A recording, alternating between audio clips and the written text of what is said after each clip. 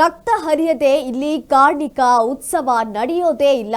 ಈ ಕಾದಾಟದಲ್ಲಿ ಯಾರೇ ಸತ್ರೂ ಕೂಡ ಕೇಸ್ ಇಲ್ಲ। ಮಾಳ ಮಲ್ಲೇಶ್ವರ ಸನ್ನಿಧಿಯಲ್ಲಿ ನಡೆದ ವಿಶಿಷ್ಟ ಜಾತ್ರೆ ಇದು। ರಕ್ತ ಹರಿಯದೆ ಇಲ್ಲಿ ಕಾರ್ಣಿಕ ಉತ್ಸವ ಏನು ಕೂಡ ನಡೆಯೋದೇ ಇಲ್ಲ। ಈ ಕಾದಾಟದಲ್ಲಿ ಯಾರೇ ಸತ್ರೂ ಕೂಡ ಕೇಸ್ ಆಗೋದಿಲ್ಲ। ಮಾಳ ಮಲ್ಲೇಶ್ವರ ಸನ್ನಿಧಿಯಲ್ಲಿ ನಡೆದಂತ ವಿಶಿಷ್ಟವಾದಂತ ಜಾತ್ರೆ ಇದು। ಬಡಿಗೆ ಬಡಿದಾಟ ಆಚರಣೆ ವೇಳೆ ಇಬ್ಬರು ಸಾವನ್ನಪ್ಪಿರುವಂತದ್ದು। ಬಡಿದಾಟ ಜಾತ್ರೆಯಲ್ಲಿ ಇಬ್ಬರು ಭಕ್ತರು ಸಾವನ್ನಪ್ಪಿದ್ದಾರೆ। ಸುಮಾರು 30ಕ್ಕೂ ಹೆಚ್ಚು ಜನರಿಗೆ ಗಾಯಗಳು ಕೂಡ ಆಗಿದೆ। ಕರ್ನಾಟಕ ಆಂಧ್ರ ಗಡಿಭಾಗದ ದೇವರಗುಡ್ಡದಲ್ಲಿ ಒಂದು ಘಟನೆ ನಡೆದಿರುವಂತದ್ದು। ಬಡಿದಾಟದ ಮೂಲಕ ವಿಜಯದಶಮಿಯ ಒಂದು ಆಚರಣೆಯನ್ನ ಇಲ್ಲಿ ನಡೆಸಲಾಗುತ್ತೆ। ಗಾಯಾಳುಗಳು ಆಲೂರು ಅಧೋನಿ ಆಸ್ಪತ್ರೆಗೆ ಶಿಫ್ಟ್ ಮಾಡಲಾಗಿದೆ। ದೊಣ್ಣೆಗಳಿಂದ ಪರಸ್ಪರ ಹೊಡೆದಾಡಿಕೊಂಡಂತಹ ಭಕ್ತರು ವಿಜಯದಶಮಿಯ ಆಚರಣೆ ಇಲ್ಲಿ ಈ ರೀತಿಯಾಗಿ ಮಾಡಲಾಗುತ್ತೆ। ರಕ್ತ ಹರಿಯದೆ ಇಲ್ಲಿ ಕಾರ್ಣಿಕ ಉತ್ಸವ ಯಾವುದು ಕೂಡ ನಡೆಯೋದಿಲ್ಲ।